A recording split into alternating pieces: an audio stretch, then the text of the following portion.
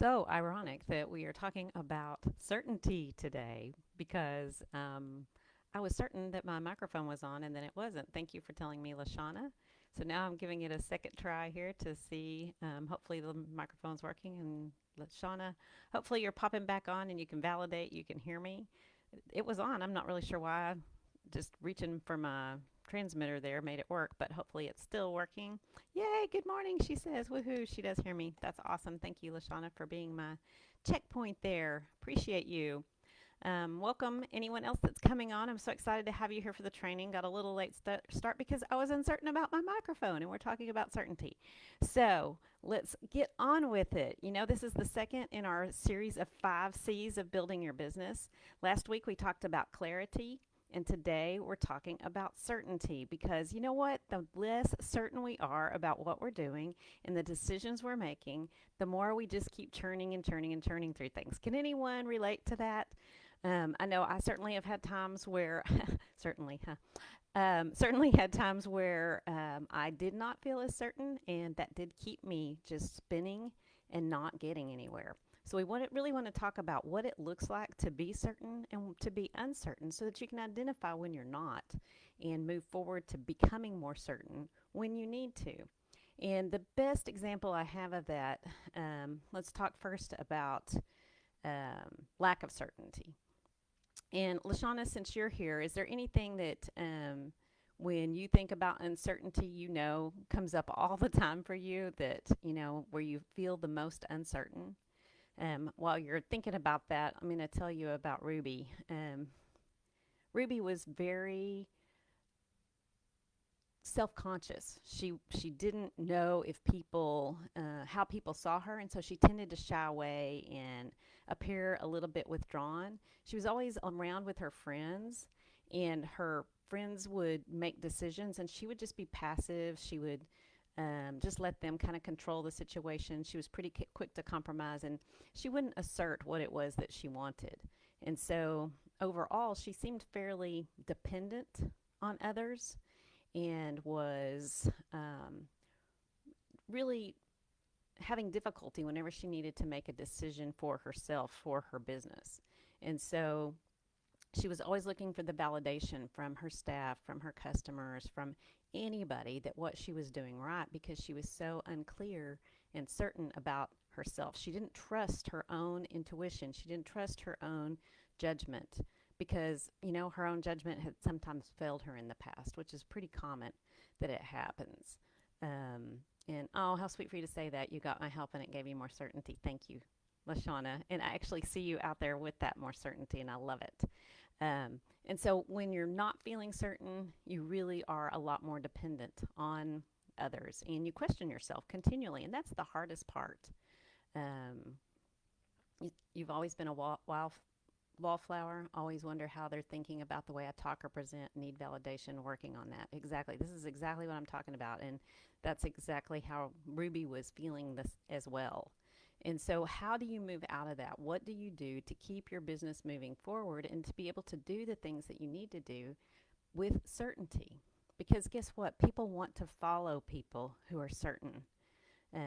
Delivering certainty about the problem that you solve, certainty about the product that you sell, about how you sell it, about your policies, your procedures, how you serve people with excellence. Having that certainty makes all the difference in how clients see you, how they interact with you, how confident they are in you. It builds trust when you have certainty.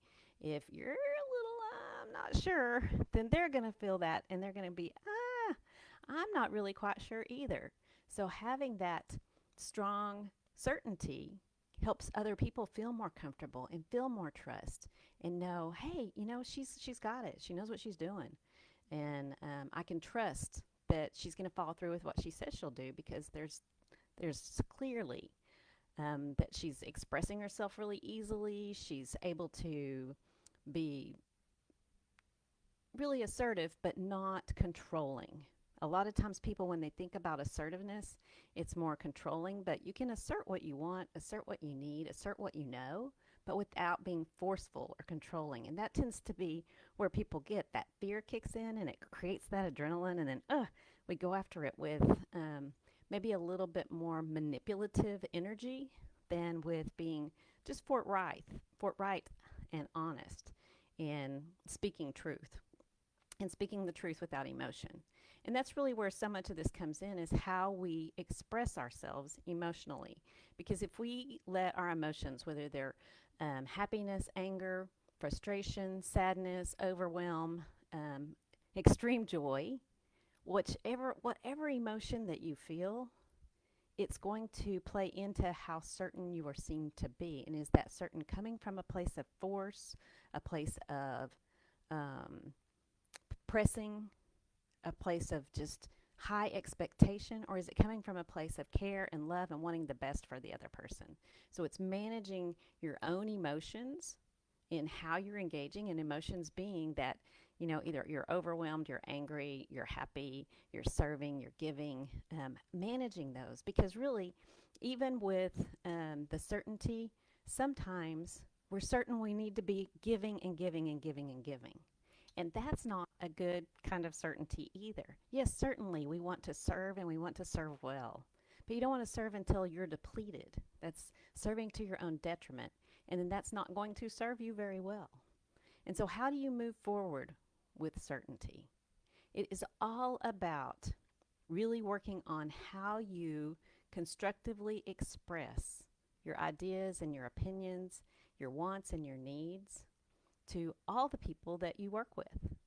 When you're working with staff, when you're working with your clients, when you're working with any other human being, how we engage in constructive expression of what we need will create their trust and their desire to do what you want, because you're so certain, but you're so certain with affirming love.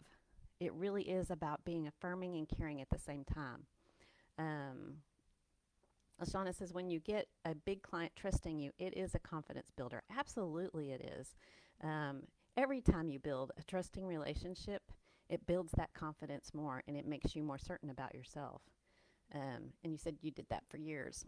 I'm not really sure which part of it you were talking about, but yeah, that is part of it. Is we get in a cycle, we are doing something for years, and sometimes it's not serving us very well.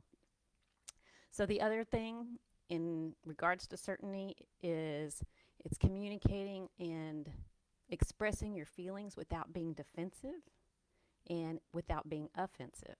So how you communicate in a clear, confident way that is building the relationship rather than tearing it down because it's causing some friction or some rub. And yes, still serving till depleted. It's hard not to do that, but it's in the long run, when you master that, it's going to serve you and the other people so much better, because when you serve till you're depleted, you're not allowing others to step up and be empowered. And then the third one is to be self-directed and free of dependence on validation from others. And this is one where I'll go back to Ruby. She relied so heavily on having others' validation, others' opinions, others' affirmation of her and her desires and her needs, that when they didn't, it just totally shut her down. She would become even more and more withdrawn. And so if you find that that's you, that you're afraid to speak what you want, you're afraid to say, even if it's just, hey, where you want to go to lunch today? Oh, I don't know, you decide.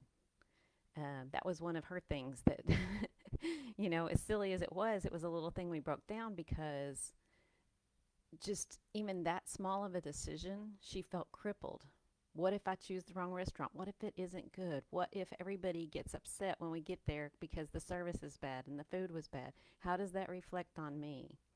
But you know what? It just is a thing. It isn't all about you all the time.